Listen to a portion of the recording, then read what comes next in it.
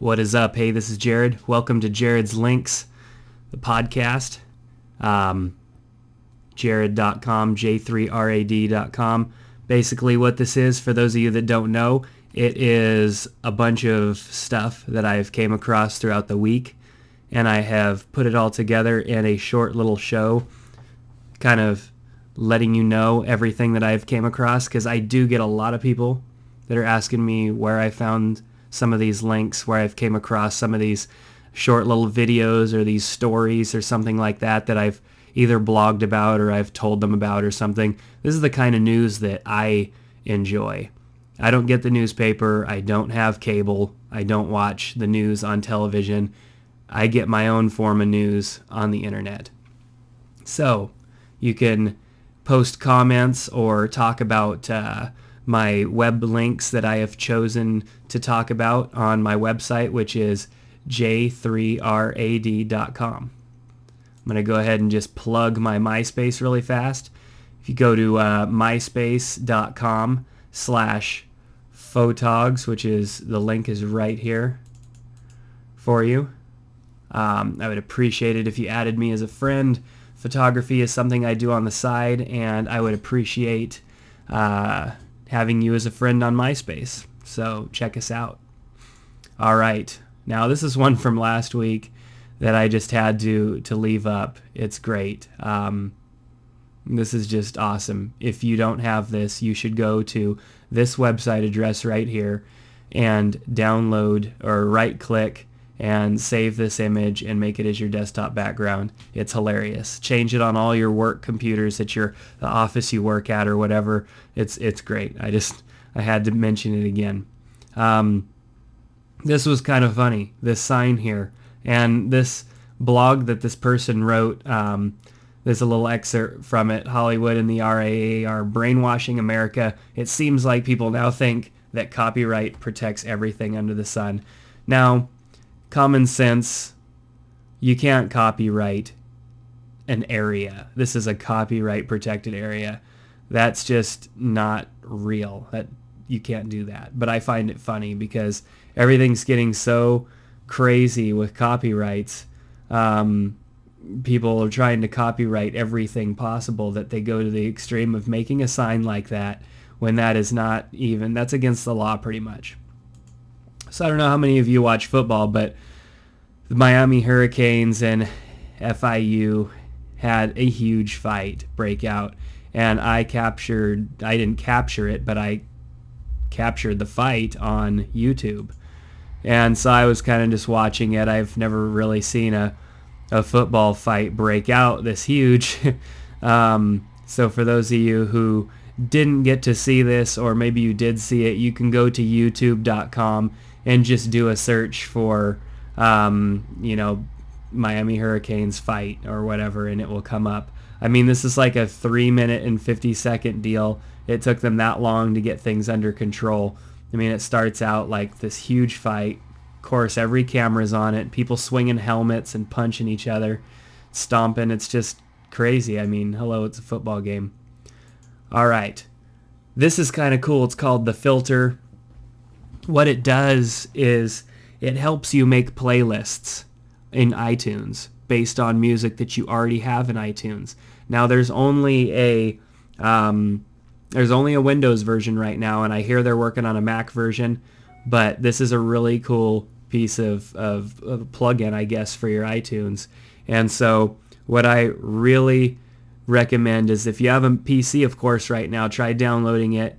And I guess what you do, because I have a Mac, so I haven't gotten to use this yet, but you can add this to your iTunes or your iPod, and you create a playlist. You start throwing a couple songs in there, and it starts suggesting what music you should add to the playlist, and it will suggest the rest of the songs. If you're like me, and you have I have almost 8,000 items in my iTunes, then sometimes it's kind of hard to go through and create a playlist. So I highly recommend trying this out. It's thefilter.com. Apparently it's free right now. I don't know if it will ever have a cost. Not sure. It's new. It's a new kind of really interesting little tool. So moving on. Apparently in Japan, it's so difficult to get people to eat McDonald's that they're giving away MP3 players that are preloaded. That's the rest of the world. See, here in the United States, you don't have to give away anything, and we will eat McDonald's like crazy. But apparently, the McDonald's gave away a bunch of MP3 players that were infected with a DRM virus. And for those of you that don't know what like a spyware DMR is it basically goes in and connects to the internet and lets companies know what's going on your computer. That's what spyware does. It tells other companies out there that are the ones who use the spyware, or maybe somebody wrote some software for spyware with the intentions of selling all the information that they gather to certain companies. But apparently McDonald's gave away 10,000 of these little MP3 players, and the software that came with them infected computers. So that's kind of horrible. So not only is your body getting infected with very nasty fast food from McDonald's, but your computer's getting infected with spyware. It's pretty sad. Now, on another DRM note, I found this pretty funny. For those of you that don't know much about DRM, it's digital rights management is what it means, and it's for music. And you know exactly what DRM is when you buy something from the iTunes Music Store, and you notice that you only get to put it on 5 different computers, or you can only burn a certain amount of CDs of that track that you downloaded. Or once you put it on your iPod, you can't take it off your iPod unless you flat out delete it. So that's what DRM is. DRM is the music companies wanting to protect their music, the record labels protecting the music from being distributed. And this was kind of a funny video here of an example of what DRM is. The guy's going into his cupboard to get something to eat. Then his girlfriend comes along and there's like nothing there, because she doesn't have rights to it, I guess. That's what they're trying to say. So I thought this was really funny, this video. And there's a whole bunch of these videos. They're Down with DRM video contest, and I haven't watched all these, so if some of them are a little wrong, don't get on my case about it. I just watched the first one and I thought it was pretty hilarious. So freeculture.com, you can check that out. All right. Now, couldn't really figure out the best way to pronounce this, other than maybe it's SuisaComputers.com, but they build computers out of interesting things. I guess wood here is their example of one of their computers, and you go in and you've got this computer here, these computers that are made out of different types of fine, high polished woods, and I guess that's kind of cool. I don't know if I'd really want a computer built out of this stuff, but I think it's kind of interesting. I haven't looked to see what the prices are. It's probably kind of pricey. Component packages. It doesn't really say prices, but nonetheless, this is kind of interesting, I guess. Contact us for a consultation. So they custom build them. All right, moving on. The Sage of Starbucks. This guy right here, his mission is to drink a cup of coffee at every Starbucks in the world. So this is, or maybe the U.S., I'm not sure the exact area, but over 12,000 coffee shops, I guess. Oh, okay, now that I'm reading on more here, they're all within a certain area, North America. Oh, and I guess there are some international ones that he's going to be going to. But he's going to be checking out tons of Starbucks, and that's his deal. Is he wants to drink coffee at tons of different Starbucks. Kind of cool, I guess. Everybody's kind of doing their own get my name on TV for 5 seconds kind of deal now, and this guy's this guy's deal is drinking Starbucks at every Starbucks that there is. And I'm sure that's probably the equivalence to the guy who ate nothing but McDonald's forever and made a DVD and got rich. All right. Speaking about junk food, on junkfoodblog.com, we have this post here. The Jimmy Dean brand of breakfast foods, one, and this I'm just reading this, won my nod of approval when I found this lovely new entry. Pancakes and sausage on a stick, chocolate chip flavored. I mean, that's like what happens when you let your kid help you make stuff. It's like, what should you put in this next? Chocolate chips, Daddy. And then you've got this like jacked up version of a corn dog, sausage, and chocolate chip pancakes. I don't know what's coming next, but I guess they're even microwavable. So just nuke 'em and puke 'em. That's verbatim from junkfoodblog.com. Check out that website. There are many other things that I did not want to talk about. All right. On evilmadscientist.com, there is a post that talks about how to make a bat costume out of a broken or old umbrella. So it goes through the whole process of taking apart the umbrella and cutting it and piecing it together in ways that you can make a bat costume. So kind of, Halloween's coming up, not too far, a couple weeks off.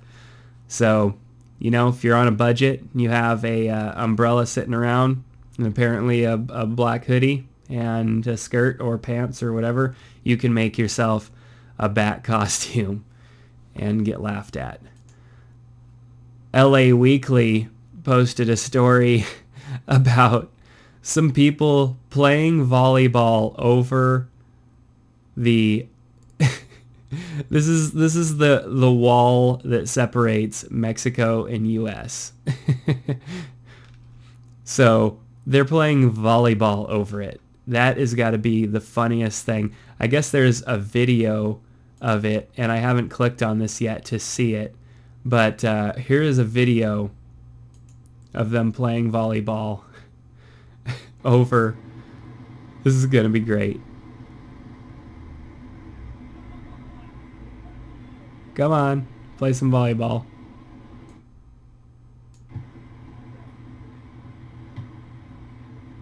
Okay, oh, you could barely see it. I could barely see it.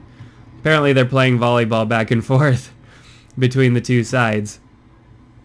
And it's not a very good camera angle. But this is just hilarious. This just goes to show how ridiculous things are. I mean, here we are playing volleyball. One side Mexico, one side the U.S. And they're narrating it, and it's actually just, it's kind of neat.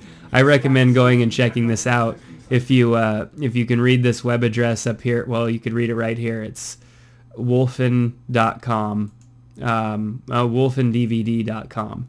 So you'll want to check this out. I'm seeing some other things on here that are kind of questionable. So, I mean, you witnessed it. I just came to this website on the fly. Don't hold me accountable for whatever else is on the website, but nonetheless, that video is pretty funny. Now, somewhere, I guess there was a zombie rights march to City Hall that was protested by pirates. And it was all captured here on a Flickr image post. Something about zombie rights and everything. I mean, I would come and check this out. This is pretty great. It's flickr.com/photos/SHANNOU, and then you can get to it that way. But these are great.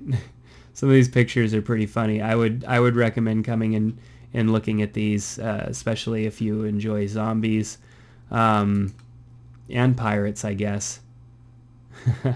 Anyways, next. The New York City subway smell map. This is awesome. Apparently, and I haven't been to New York yet. I would love to go to New York, but I haven't been there yet. Apparently, there's lots of different smells that make up different areas of New York City. And here are some of those smells. Over here, they are detailed by color. And this is a very nice map system here. Looks like it's based off of, it's powered by Google, so it's based off of Google Maps, but very, very nice. Somebody really spent their time putting this together. You can click on an area, and it will it will give you the most likely smell that you're going to find. Apparently, on 14th Street and 8th Avenue, the smell is feces, and that's disgusting. But it's also, you could really plan your route here by just what you can handle smelling and what you can't handle smelling. Apparently, all the way down this section, it smells pretty gross. All right, next. On indestructibles.com, they outline how to make a floppy disk bag. I mean, who really uses floppy disks anymore? Both of my computers don't even have a floppy disk drive. They don't even have a space where you could have put one if you wanted one. In my PC, which I rarely use, there's a space where I could have put a floppy drive, but I opted not to because I just don't use them. But here you can actually make a floppy disk bag. I don't see this being the most comfortable bag to wear, but nonetheless, if you have a lot of free time on your hands, what a cool project. Now, a bit of product news. Apple has announced yet another Nano, and this one apparently is different from the others. It is the product Red. It holds 1,000 songs, 4 gigabytes for $200, and it's not much different from the other ones. I really couldn't tell much of a difference other than the fact that it's red, and I mean, it is kind of a nice red. It's kind of a sleek look. Helps fund the fight to AIDS in Africa. That is a very cool thing. I think there are a lot of outreaches reaching out to Africa, and this is just it's kind of a cool thing to see a company take a product and say, okay, we've got this specific product here, and this is going to not only donate $10 to this cause, but it's going to let people know that you are supporting something by buying this red iPod. If you see somebody with a red iPod, then they bought it probably to support this cause. Now, nothing's different. I'm just kind of reading along, and I haven't came across anything that says that there is anything different about this iPod Nano from any other one, other than the fact that they are donating money, which is a really cool thing. So if you're in the market to buy a Nano, I highly recommend that you purchase this one, and so that Apple could donate $10 on your behalf. All right, now there's a website called presidentialdoodles.com that I came across, and it has just some doodles from some of the presidents over the years. It's amazing, some of the doodles that these presidents have came up with. Some of them are kind of cool, some of them are kind of lame. That's kind of abstract. Anyhow, so that's a website, and you could send e-cards. I haven't sent one, but you can. All right, on worth1000.com, they have a contest that is, it's called photorealism, and basically it's taking pictures and photoshopping them to make them look like something else. This is like table tennis, but Pong, the original Pong game. I thought that was really cool. And this frog, the muscle builder frog, awesome Donkey Kong photorealism kind of reenactment type thing. Here's Yoshi. I mean, this is just cool. Apparently this was all video game based in this concert. maybe, I don't know. Anyways, but some of these were just pretty cool. It's really cool to see some of the stuff that people come up with their creativity. I mean, look at this. This is awesome. So I would suggest going and checking out worth1000.com and looking at their photorealism contest. This is just really cool to me. I really think this is cool. Just this composite of a pineapple in a 3D aspect. It's just kind of cool. I really like that. Anyhow, I'm not going to go through all of these, but some of these are just hilarious. Some of them are kind of lame, but nonetheless, if you have a little bit of time on your hands, come and check out some of these. This one's great. This is another Pong reenactment here. Anyhow, so worth1000.com. Yeah, and that's just a link, another link to it. Video games in real life. So that's going to do it for my web links today. If you haven't done so and you are on MySpace, go to my MySpace, my photography MySpace, and add me as a friend. I would greatly appreciate it. You could find this episode and past episodes, which would only amount to one at this time, being that this is episode 2, on Jerad.com. It's J3RAD.com. If you have a web link that you would like to share with me, feel free to stop by my website and post it. Post it in a comment, or you could send me an email and let me know. I would love to see or check out the websites that you find interesting. So until next time, thanks for checking out Jared's Web Picks. Have an excellent week. We will see you next week. Take care.